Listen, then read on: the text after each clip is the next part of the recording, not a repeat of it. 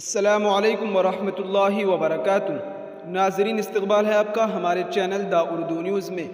پیر 22 جنوری کو ایودھیا میں کارسیوکوں کے ذریعے 1992 میں شہید کی گئی بابری مسجد کی جگہ تعمیر ہونے والے رام مندر کا افتتاح ہونے جا رہا ہے۔ اتر پردیش حکومت نے سیکورٹی کے پیش نظر ریاست بھر میں پولیس کو الرٹ کر دیا ہے۔ ایودھیا کی سرحدیں سیل کر دی گئی ہے۔ مندر کے تحفظ کے لیے مرکزی سیکورٹی فورسز تعینات کر دیے گئے ہیں۔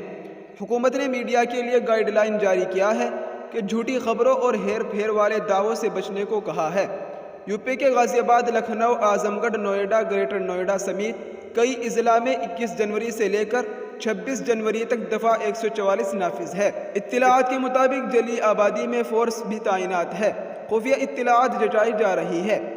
Joint police commissioner Upendra Kumar Agarwal نے کہا کہ دفعہ 144 CRPC کے تحت نافذ کیا گیا ہے۔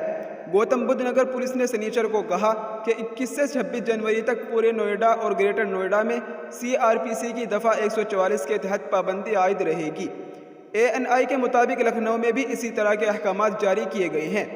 26 جنوری کو یوم جمہوریہ پریڈ اور 22 جنوری کو ایودھیا میں رام مندر کے افتتاح کے پیش نظر یہ احکامات جاری ہوئے ہیں۔ SP انوراگ آریہ نے بتایا کہ سبھی تھانہ صدور کو اپنے اپنے علاقوں میں رات گشت کرنے، ہوٹل، گیسٹ ہاؤس، دھرمشالہ کی تحقیقات کا حکم دیا گیا ہے۔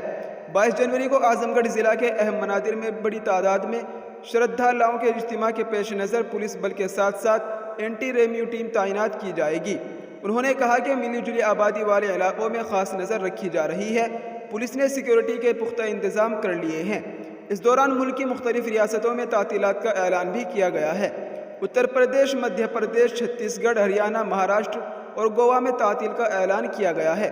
اس کے علاوہ راجستھان، گجرات اور اتراکھنڈ کی حکومتوں نے آدھے دن کی چھٹی کا اعلان کیا ہے۔